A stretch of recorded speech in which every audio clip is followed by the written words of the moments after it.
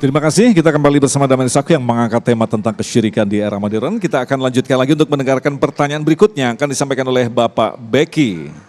Silakan, akan dijawab oleh Ustadz Fatih. Assalamualaikum warahmatullahi wabarakatuh. Terima kasih atas waktu dan kesempatannya.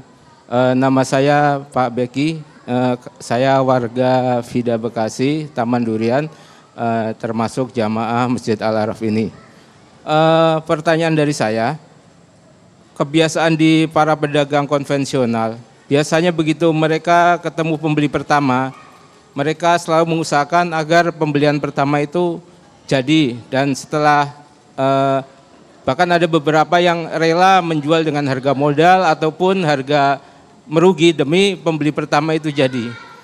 Dan seringnya di pedagang konvensional tadi, mereka uang yang terima itu dikepret-kepretin gitu Pak Ustadz. Penglaris begitu ya? Penglaris gitu. Laris gitu Bapak kan. begitu ya, Bapak begitu ya? Saya melihat saja Pak. Iya, iya. Jadi dari pertanyaan yang saya lihat tadi, kira-kira seperti itu, ya apakah termasuk kesyirikan? Ya. Terima kasih, mohon penjelasannya Pak Ustadz. Dari kami terima kasih. Wassalamualaikum warahmatullahi wabarakatuh. Waalaikumsalam warahmatullahi wabarakatuh. Silakan Ustadz Fatih. Penglaris, pembeli pertama ini. Bismillahirrahmanirrahim. Ayahanda, Bapak Beki yang saya muliakan. Kalau boleh saya kasih perumpamaan awal. Kalau ada bayi baru lahir Pak Beki. Bayi baru lahir itu kan ada adik-adiknya ya. Hah?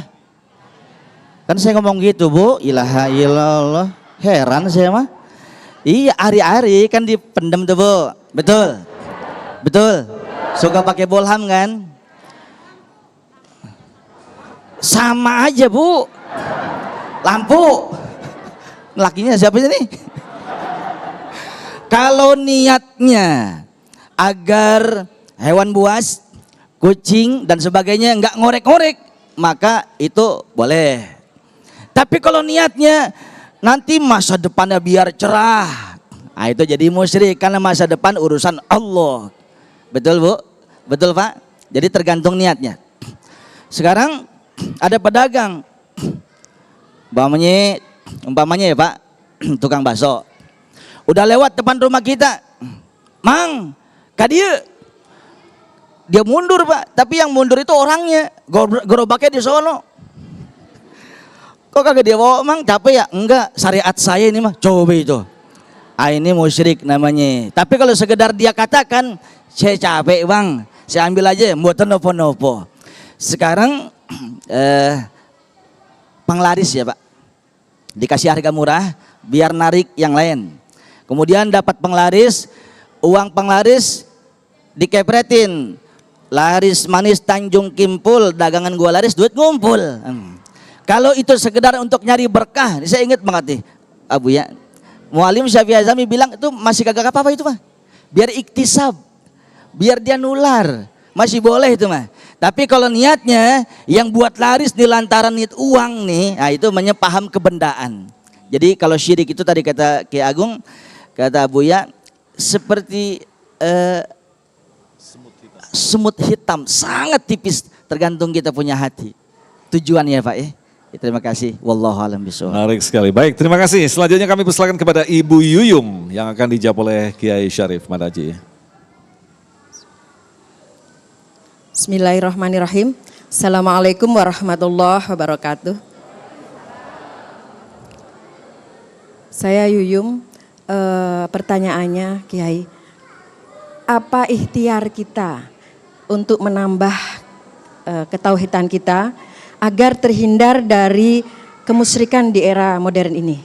Terima kasih. Assalamualaikum warahmatullahi wabarakatuh. Salam, ini penting banget nih. Apa ikhtiar kita agar terhindar dari kemusyrikan di era modern? Silakan Kiai. Ya, ini menjadi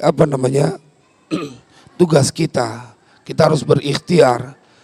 Di era sekarang banyak betul orang yang mudah terpleset. Contoh, sekarang ada WhatsApp dengan diposting, mau ngaji posting, ya mau apa ibadah posting, khawatirnya akan ngebelokin niat bukan karena Allah. Itu kan termasuk syirik kecil gitu ya. Syirik khafi tersembunyi. Nah, ikhtiarnya bagaimana? Maka kita harus mantapkan bahwa inna sholati wa nusuki wa mahyaya wa mamati lillahi rabbil alamin. Kalaupun ente mau posting, niatnya ente menunjukkan kebaikan.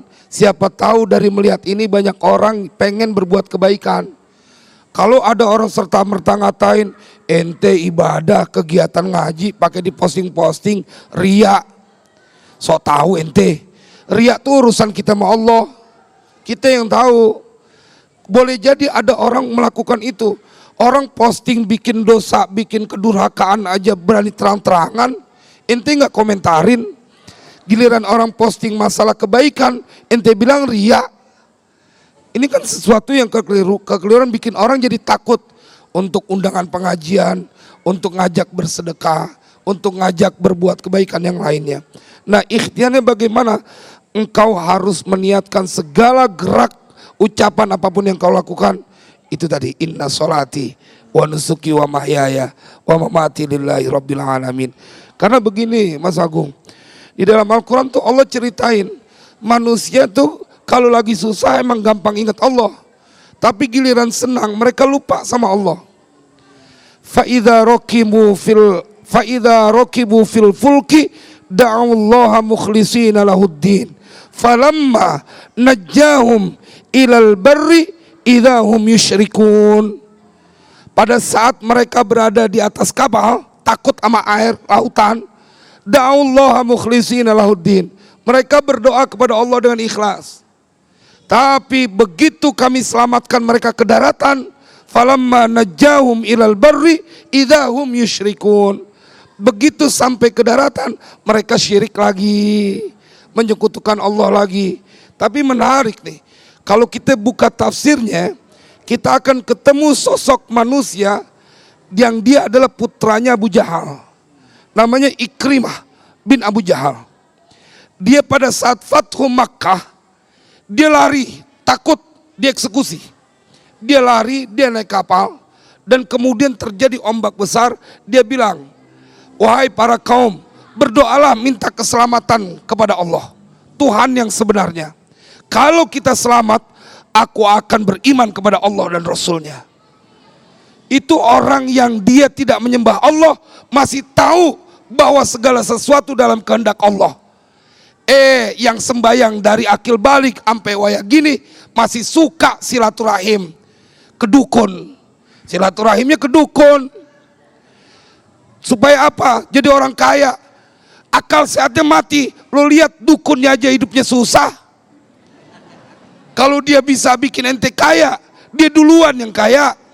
Tapi berhubung udah nggak percaya sama Tuhan bahwa dia butuh bantuan dari manusia, akal sehatnya nggak berfungsi. Dan orang yang berbuat syirik, dia pasti akalnya rada miring. Iya Pak, kalau dia nyembah batu, dia nyembah pohonan.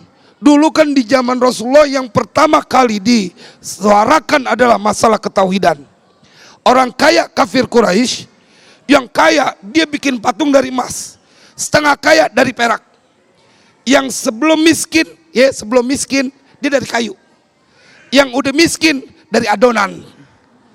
Jadi kalau dia lapar Tuhannya dimakan. Ya, nggak sehat.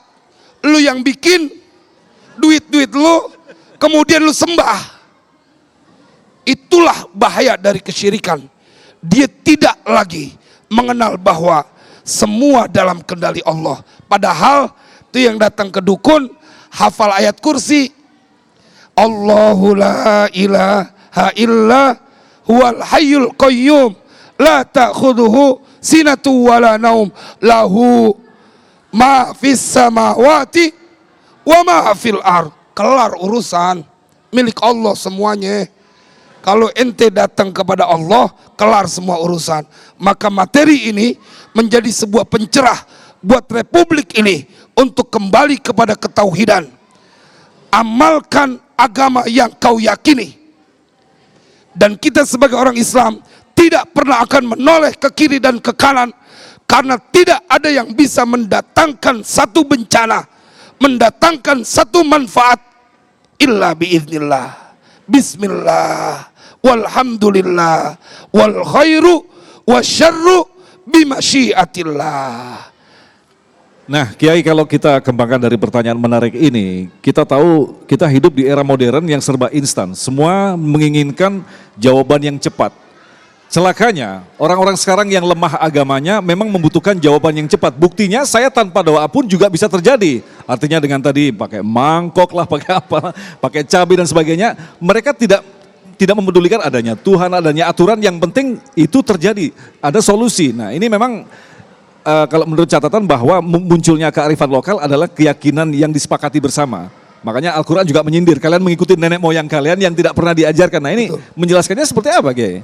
Ya, kearifan lokal seperti yang saya sampaikan tadi adalah sebuah hasanah kekayaan negeri kita. Maka itulah tugas juru dakwah. Kemudian menjembatani. Jangan serta-merta kau musuhi kearifan lokal. Maka dia bisa kemudian diarahkan bahwa ini adalah sebuah budaya.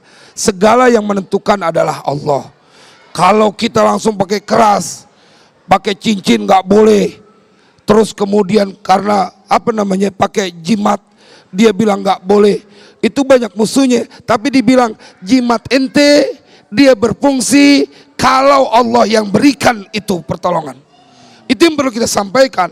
Sama ketika badan kita akan berfungsi melakukan apapun kalau dalam ketentuan Allah.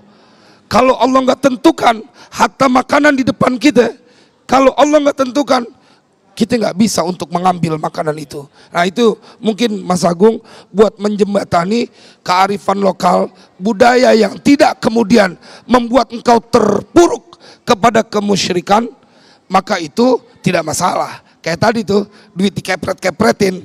Ya, yang penting ada buat apa tadi? Iya enggak, mantranya gimana? Tarik manis. Ya? Laris manis Tanjung Kimpul. Itu kan, itu cuman mantra di tanah Jakarta tuh. Oh, iya. Cuma dia bergaul sama orang dulu dia. Baik, terima kasih Kiai. Jadi pada intinya kita harus menyempurnakan kualitas ketauhidan kita di situ, Kiai ya. Baik, insya Allah kami masih menyimpan beberapa pertanyaan lagi. Kita akan jawab selepas pesan-pesan berikut ini. Damai Indonesiaku. Ya Allah, ya Rabbi, ya Allah, ya Rabbi, ya Allah, ya Rabbi, ya Allah,